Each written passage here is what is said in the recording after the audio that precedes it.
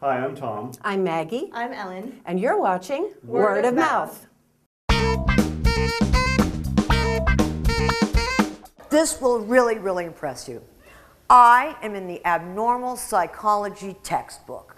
How cool is that? Now keep in mind, I am a Pez dispenser and I'm in the abnormal psychology textbook. Who says you can't have it all? Today we saw Carrie Fisher's one-person show called Wishful Drinking. I actually read the book, and I'd read it before I even knew I was doing this review. So I wasn't really sure what was going to happen when you saw the show, but she squeezed it into 2 hours. Carrie Fisher sets it up as if she is entertaining you in her living quarters. She has a love seat, she has an armchair. She wears like a silk pajamas.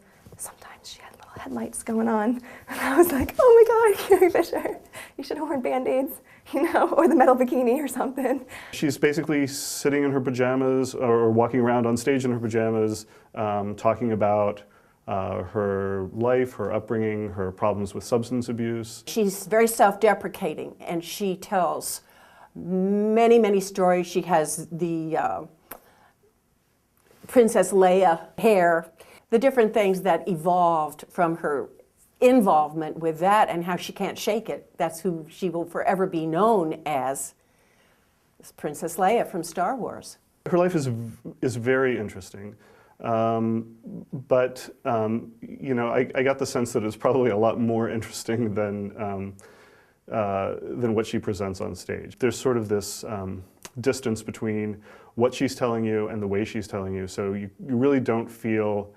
I didn't feel like she was really connected to the emotions behind her story. I knew who she was, and I knew a general story about her, and I'd heard about the manic depression, and I'd heard about the substance abuse and that kind of stuff. But there's things that I hadn't heard before, but I don't think any of it wasn't public knowledge. She gives you little tidbits of extra, but mostly just for comic effect, mostly for one-liners. She is extremely casual. She is very engaging. She knows exactly how to suck people in and get them involved. She's a very clever showwoman, and she grew up in it. Why not? She should. It's in her DNA. I'm not always a huge fan of one-person shows because they can be really self-indulgent, or and if it is something that's really emotional, a lot of times the emotions come off as kind of cloying and really kind of fake. And I think she does a great job of making it not seem self-indulgent. She also does a good job of making it not cloying, but I think the problem with that is that it's also a little less dramatic than it could be.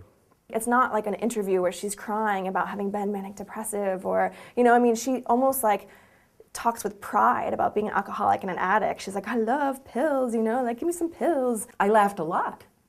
Everyone laughed a lot. How can you not laugh?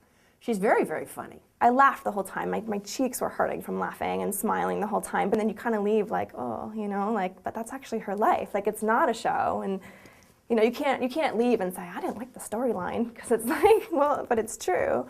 It was entertaining and it was funny, and I think there's clearly an audience for the show. A lot of people will go and really like it.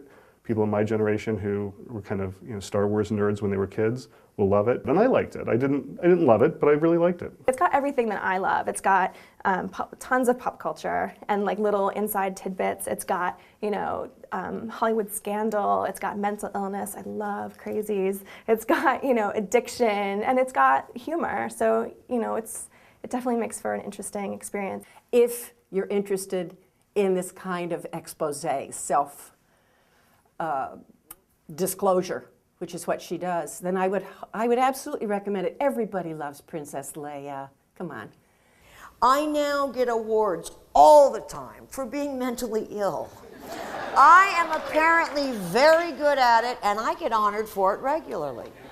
Now, I think one of the reasons that I'm such a shoo-in is there's no swimsuit portion of the competition.